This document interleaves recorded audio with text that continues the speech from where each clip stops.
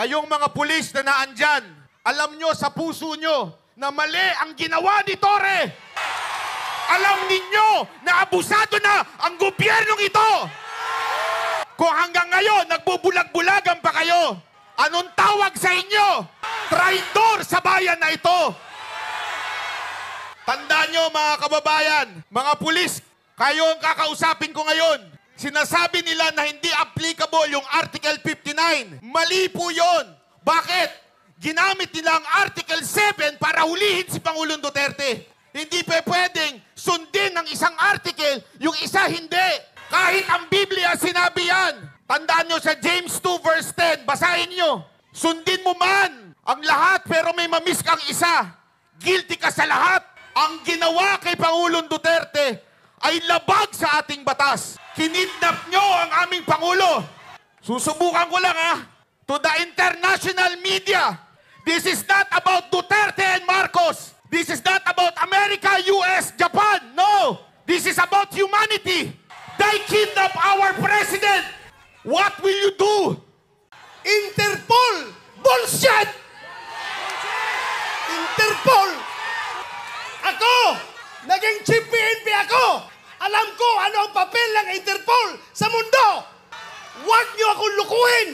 Commitment sa Interpol! Bullshit! Interpol! Presidente ka! Presidente ka ng Pilipinas! Presidente ka ng Pilipinas! Presidente ka ng Pilipinas! Magpa-pressure ka sa Interpol? Ha? Pero lumalabas, mas gigil na gigil, mas atat na atat sila kaysa Interpol, kaysa ICC.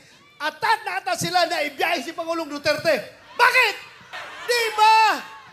Di ba katungkulan na ating gobyerno ayon sa ating konstitusyon to serve and protect the Filipino people? Sinong siniservisyohan niya?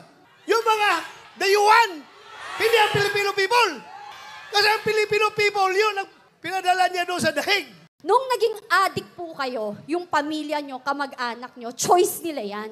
Yung nagbenta sila ng droga, choice nila yan. Yung naging drug lords and drug dealers sila, choice din nila yan. Pero yung mga naging biktima ng mga yan, ng drug dealers, ng drug addicts, saka drug pushers, hindi ho nila choice na maging biktima. So please, tigilan nyo kami. If you want, pag-usapan natin ng human rights, mas ipaglaban nyo ang 2 taong ginahasa, 5 taong ginahasa, lolang ginahasa, ang pinatay na mawalang kamalay-malay, yun ang ipaglaban nyo. Yun ang masakit. Kasi pinaglalaban nyo kriminal. Pinaglalaban nyo mga walang kwenta. I'm sorry, hindi ako sorry, not sorry. Kasi napaka-peke. This is not about human rights. This is a political assassination. Kasi kung kampante kayo at talagang confident kayo na ang liderato nyo ay nasa tama at okay, hindi kayo manggigipit ng tao. Alam nyo, ang naaayon na mabuting leader ay hindi magkukos ng gulo. Ang leader na talagang ang malasakit sa mamamayang Pilipino ay hindi magbibigay ng pasakit. Bakit kinakailangan nating ialay si Pangulong Duterte sa korte ng mga naglalaway na banyaga? Pagbaluktot ang namumuno, nagluluksa ang kanyang sinasakupan. Itong labang to, hindi abogado ang magpapanalo rito. Taong bayan kayo ang magpapanalo rito!